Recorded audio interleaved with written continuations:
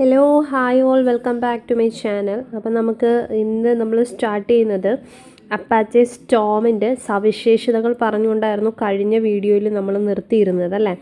അപ്പോൾ അതിൻ്റെ കുറച്ച് സവിശേഷതകളും കൂടി ബാക്കിയുണ്ട്. അത് കഴിഞ്ഞാൽ നമുക്ക് തുടങ്ങേണ്ടത് അപ്പാച്ചെ സാംസെ ആണ്. അപ്പോൾ നമുക്ക് വേഗം തന്നെ വീഡിയോയിലേക്ക് പോകാം. വീഡിയോ ഇഷ്ടമായിട്ടുണ്ടെങ്കിൽ എല്ലാവരും ഒന്ന് ലൈക്ക് ചെയ്യാനും കമൻറ്റ് ചെയ്യാനും സബ്സ്ക്രൈബ് ചെയ്യാനും ഷെയർ ചെയ്യാനും മറന്നു പോകരുത്. എല്ലാ വീഡിയോയിലും പറയുന്നത് പോലെ തന്നെയാണ്. അപ്പം നേരെ നമുക്ക് വീഡിയോയിലോട്ട് കിടക്കാം. അപ്പം നമ്മൾ അപ്പാച്ചെ സ്റ്റോം ആയിരുന്നല്ലേ പറഞ്ഞത്. സ്റ്റോമിൻ്റെ സവിശേഷതകൾ നമ്മൾ കഴിഞ്ഞ വീഡിയോയിൽ പറഞ്ഞു നിർത്തിയിട്ടുണ്ടായിരുന്നു. അതിൻ്റെ ഇനിയൊരു ഉപയോഗം നമുക്ക് പറയാം.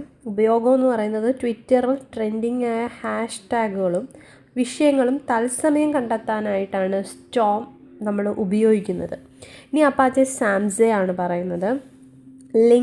ലിങ്ക്ഡിൻ കമ്പനി വികസിപ്പിച്ചെടുത്ത ഒരു real time stream processing frame വർക്കാണിത്.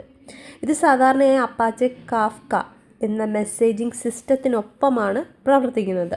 ഇതിൻ്റെ സവിശേഷതകൾ എന്താണെന്ന് വെച്ചാൽ ലളിതമായ നിർമ്മിതിയാണ്. ഹഡൂപ്പിലെ യാൻ, കാഫ്ക എന്നിവയുമായി വളരെ എളുപ്പത്തിൽ ഒത്തുപോകുന്ന രീതിയിലാണ് സാംസ നിർമ്മിച്ചിരിക്കുന്നത്.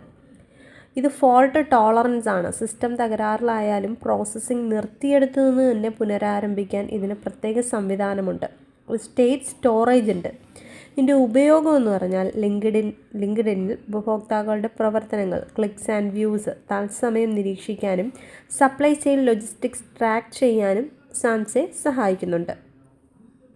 ഇനി ഇതിലൊരു ടേബിൾ തന്നിട്ടുണ്ടല്ലേ, നമുക്ക് ആ ടേബിൾ ഒന്ന് നോക്കാം. ഫ്രെയിം വർക്ക് ഹഡൂപ്പാണ് പറഞ്ഞേക്കുന്നത്. ഇതിൻ്റെ ഒരു പ്രധാന പ്രത്യേകത എന്ന് പറയുന്നത് സിസ്റ്റം കുറഞ്ഞ ചിലവിൽ വലിയ സംഭരണശേഷിയാണ് ഹഡൂപ്പിൽ. ഇതിൻ്റെ പ്രോസസ്സിംഗ് രീതി എന്ന് പറഞ്ഞാൽ ബാച്ചാണ്, പഴയ ഡേറ്റയാണ്. അനുയോജ്യമായ മേഖല എന്ന് പറയുന്നത് ബിസിനസ് റിപ്പോർട്ടുകൾ തയ്യാറാക്കാനാണ് ഹഡൂപ്പുകൾ ഉപയോഗിക്കൽ. നെക്സ്റ്റ് സ്പാർക്കാണ് പറയുന്നത്. സ്പാർക്കിൻ്റെ ഒരു സവിശേഷത അല്ലെങ്കിൽ ഒരു പ്രത്യേകത എന്ന് പറയുന്നത് റാമിൽ പ്രവർത്തിക്കുന്നതിനാൽ ഉയർന്ന വേഗതയാണ് എന്തിനുള്ളത്, സ്പാർക്കിലുള്ളത്. ഇതിൻ്റെ ഒരു പ്രോസസ്സിംഗ് രീതി എന്ന് പറഞ്ഞാൽ batch plus real time data തരുകയാണ് ചെയ്യുന്നത്. അതായത് പ്രോസസ്സിംഗ് രീതി ഹഡൂപ്പിൽ ബാച്ചാണ്, പഴയ ഡേറ്റയാണ് നമുക്ക് അവൈലബിൾ ആയിട്ട് കിട്ടുന്നത്. പക്ഷേ ഇവിടെ എന്ന് പറയുന്നത് എന്താണ്, ബാച്ചും പ്ലസും റിയൽ ടൈം ഡേറ്റയും നൽകുന്നുണ്ട്. പഴയ ഡേറ്റയും നൽകുന്നുണ്ട്, റിയൽ ടൈം നിലവിലുള്ള ഡേറ്റയും നൽകുന്നുണ്ട്. ഇതിന് അനുയോജ്യമായൊരു മേഖല എന്ന് പറയുന്നത് മെഷീൻ ലേണിംഗ് പ്രവചനങ്ങളാണ്. നെക്സ്റ്റ് പറയുന്നത് ഫ്ലിങ്കിനെ കുറിച്ചിട്ടാണ്. അതിവേഗത്തിലുള്ള തത്സമയ പ്രോസസ്സിംഗ് ആണ് ഫ്ലിങ്ക് നൽകുന്നത്. ട്രൂ സ്ട്രീമിംഗ് ആണ് ഇതിൻ്റെ ഒരു എന്തെന്ന് പറയുക പ്രോസസ്സിംഗ് രീതി എന്ന് പറയുന്നത്.